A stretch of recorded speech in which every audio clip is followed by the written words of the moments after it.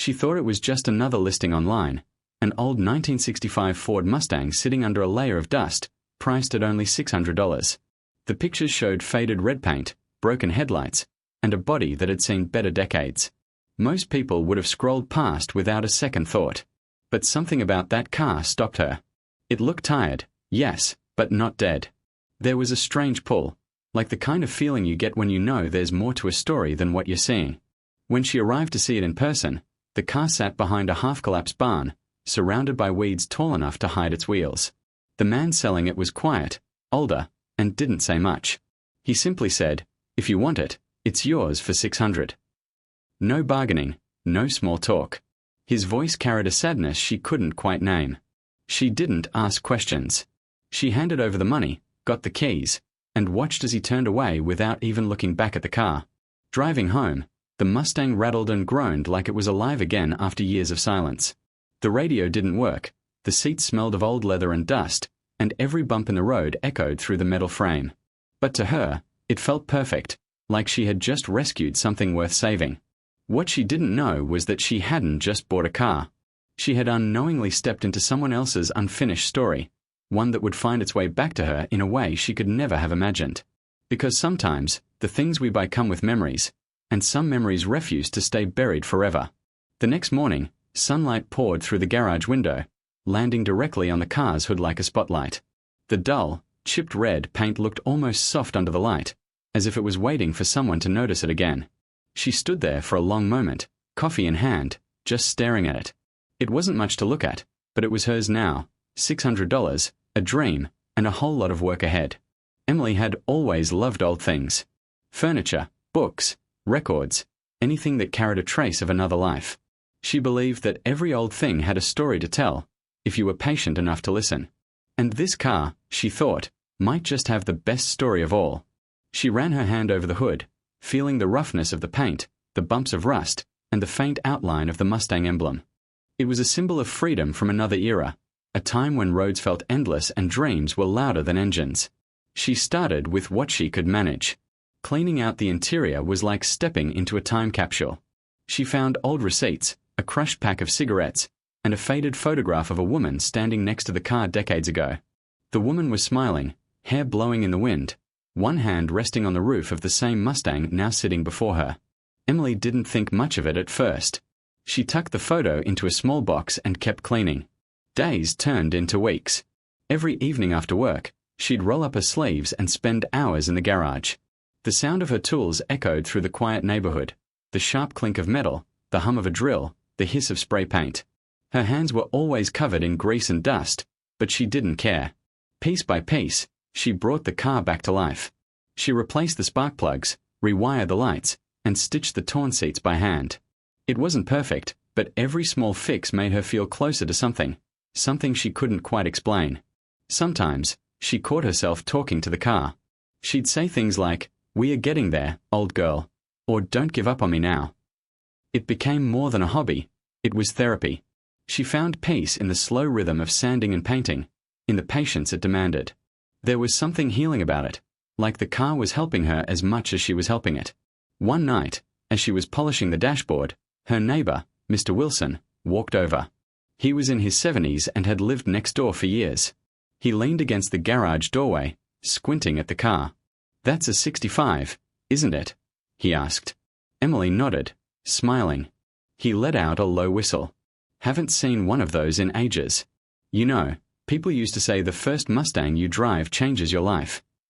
Emily laughed. "I think this one's just trying to test my patience." But Mr. Wilson shook his head. "No, cars like that, they remember things. If you listen close, they'll tell you." His words stayed with her long after he left. She didn't believe in magic or ghosts, but sometimes, when she sat inside the Mustang late at night, she could almost feel it, a quiet presence. A sense that this car had been loved before. The way the steering wheel fit perfectly in her hands, the smell of the old leather, even the faint perfume she'd catch when she turned on the air vents, all of it felt too personal to be random. As the months passed, the transformation became obvious. The Mustang, once lifeless and forgotten, began to shine again. The engine roared with new strength, the tires gripped the road with confidence, and the paint, though still rough in spots, reflected the sun like it was proud of itself.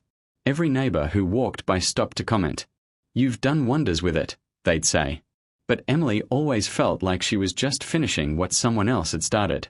Still, one thing kept bothering her: the look on the old man's face the day she bought it. The sadness in his eyes, the way he didn't even say goodbye to the car. Sometimes, she wondered what his story was. Why sell something so old and personal for almost nothing? Maybe he just needed the money. Maybe it was just an old car to him. But then she remembered the photograph, the smiling woman, the same car, the joy frozen in that old image. Something told her there was more. She placed the photo on the dashboard one night, turning on the small light above it. The woman's smile glowed faintly under the yellow bulb. "Who were you?" Emily whispered, tracing the edges of the photograph. The garage was quiet, the only sound the ticking of cooling metal. From that night on, the car no longer felt like a project. It felt like a promise to restore not just what was broken on the outside, but whatever story was left behind inside it. Emily didn't know what that story was yet, but she could feel it waiting, hidden in the metal, the dust, and the silence. And one day soon, she would find out. Weeks turned into months, and the garage had become her second home. The smell of oil, metal, and paint filled the air, blending with the sound of music from a small radio she kept on a shelf. It wasn't about finishing the car anymore. It was about the connection she felt every time she turned a wrench or tightened a bolt. Each evening, when the world outside grew quiet, she'd lose herself in that small space, surrounded by tools and memories that weren't hers, yet somehow felt deeply familiar. The Mustang was finally taking shape. The new coat of red paint gleamed under the light, the chrome pieces polished to a mirror shine. The interior smelled fresh, the dashboard restored, and the engine, after so many failed attempts, finally roared to life one night with a sound so deep and powerful it brought tears to her eyes. She stood there, hands trembling, watching the exhaust puff out small clouds like the car was breathing again. It was as if she had woken something up that had been asleep for too long. She took the car for a short drive around the block. The wind rushed through the open window, the tires hummed softly against the asphalt, and for a brief moment, it felt like she had gone back in time. The car moved smooth and steady, proud to be alive again. People turned their heads as she passed, some smiling, some waving, all drawn by the sight of the bright red Mustang that looked like a heartbeat on wheels. When she parked back in her driveway, she noticed something odd. Stuck inside the glove compartment was a small piece of paper, yellowed and folded neatly. She opened it carefully, afraid it might crumble. Inside were just two words, written in faded ink: "For Eleanor." That was it. No date, no signature. She read it again and again, wondering who Eleanor was. Maybe the woman in the photograph. Maybe the car itself had been named after her. That night, she couldn't stop thinking about it. The name echoed in her head. For Eleanor. The way it was written, gentle, almost trembling, felt like it carried emotion. Like someone had written it not as a note, but as a goodbye. She placed it next to the photograph on her workbench, staring at both under the dim light. A smile that once held joy, a name that whispered loss. The next weekend, she decided to track down more about the car's past. She searched through old registration papers tucked in the glove box, finding an address from decades ago. It was only a few miles away, in an older part of town. On a quiet Sunday morning, curiosity pushed her to drive there. The streets grew narrower and quieter as she reached a small house with peeling white paint and an overgrown garden. She parked the Mustang outside, unsure of what she was doing. As she was about to leave, the front door opened. An elderly man stepped out, leaning on a cane. His eyes went straight to the car. For a long moment, he didn't say anything, just stared. Then, in a shaky voice, he whispered, "It can't be." Emily froze. "Sir, I bought it a few months ago. From someone out near the highway." He walked closer, each step slow and uncertain. His hand brushed over the hood, and he smiled faintly, a tear forming in the corner of his eye. "I built this car with my wife. Back in '67. We named her Eleanor. She loved this car more than anything." He paused, swallowing hard. "After she passed, I couldn't bear to look at it anymore. So I sold it cheap, just to get it out of my sight." The weight of his words hung heavy between them. Emily didn't know what to say. She watched as he circled the car, his fingers tracing every curve like he was greeting an old friend. "You did this?" he asked softly, looking at the new paint, the clean seats, the revived shine. She nodded. I just wanted to bring it back to life. The old man smiled weakly. She'd have loved that. Eleanor always said this car was her dream. Said it made her feel free. He leaned against the door, his eyes distant. It wasn't just a car to her. It was our story. Emily could feel her heart tightening. The note, the photo, the sadness on his face, it all connected now. She reached into her pocket and pulled out the small folded paper. I found this inside, she said, handing it to him. He unfolded it, and for a moment, he said nothing. Then, quietly, she wrote this the day before she died. I didn't know it was still in there. He closed his eyes, holding the paper close like it was the most precious thing in the world. The air around them felt still, heavy with memory and love that hadn't faded, even after all those years. Emily watched silently, realizing she wasn't standing in front of just a man and his old car. She was standing inside someone's history, one filled with joy, pain, and a love that refused to rust away. And that day, the car didn't feel like hers anymore. It felt like it had found its way home. The air outside was still that afternoon, heavy with the quiet hum of summer. The old man stood beside the car for a long time, his eyes fixed on the polished surface that shimmered under the sun. He didn't rush to speak. He just looked, like every inch of metal brought back a piece of his past. Emily stayed silent too. Something about the moment felt fragile, like even the wrong word could break it. Finally, he exhaled, the kind of sigh that comes from deep inside a person. You don't know what this means to me, he said softly. His name was Frank. He was gentle, slow-moving, and spoke like someone who'd spent a lifetime choosing his words carefully. Eleanor and I bought this car right after we got married. She always wanted a Mustang. Said it made her feel like the world was wide open. He smiled faintly, tracing the chrome trim along the door. We used to take long drives out into the countryside.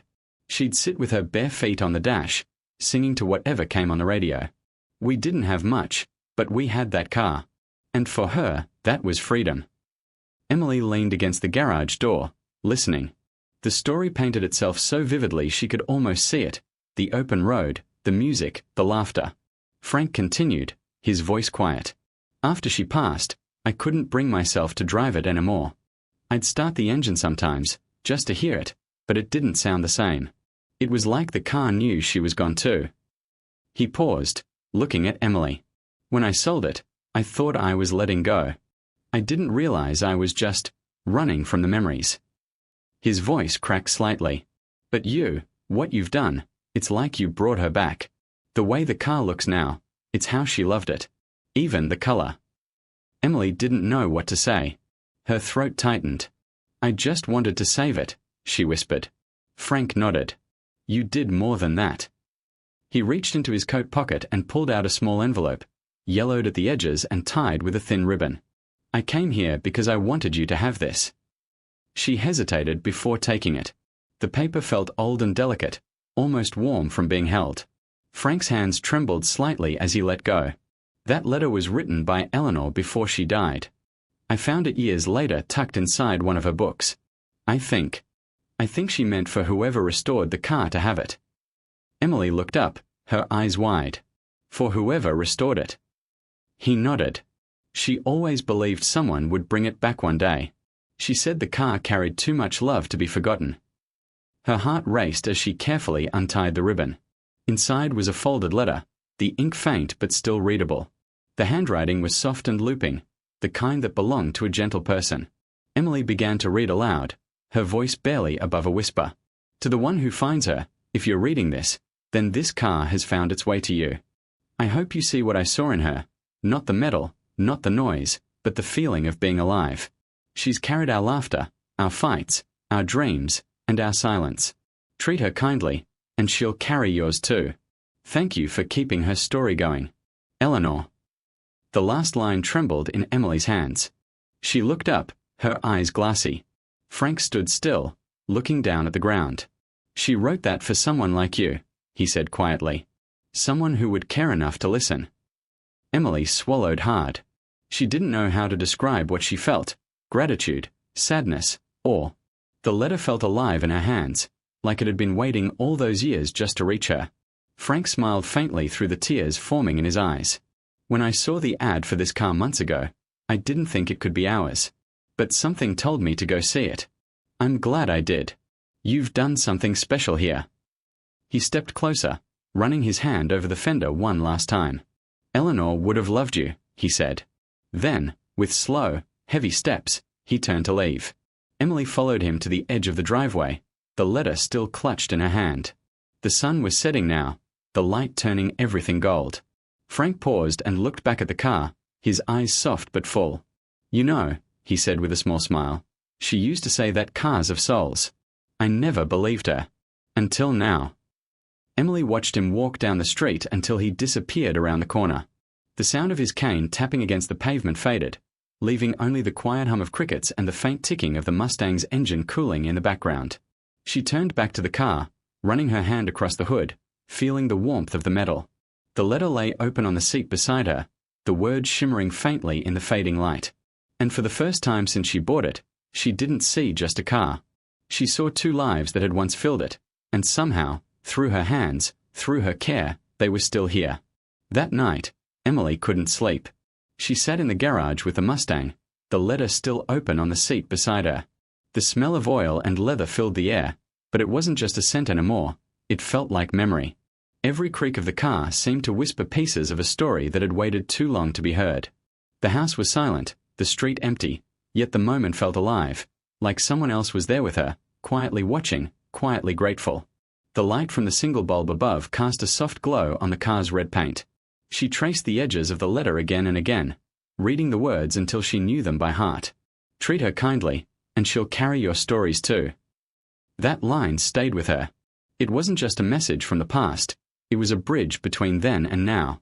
She realized this car wasn't only about what it had meant to someone else, it was about what it had become for her. In the following days, Emily kept driving the Mustang, not for errands or attention, but for the feeling of it. The way the steering wheel fit perfectly in her hands, the way the engine hummed with quiet strength, it was almost as if the car responded to her heartbeat. Strangers waved at stoplights. Old men nodded in appreciation. A few even came up to tell their own stories about Mustangs they once owned, their eyes distant with nostalgia. Each conversation felt like another thread in the web of lives this car had touched. One afternoon, she drove out to the countryside, along the kind of long, open road she imagined Eleanor once loved. The sky was wide, painted in soft streaks of orange and gold. The windows were down, and the sound of the wind filled the car. For the first time, Emily turned on the old radio. Static crackled through the speakers, then slowly cleared into the faint sound of a song, an old tune from the 60s, the kind you'd play with your arm out the window and your worries far behind. It felt almost too perfect.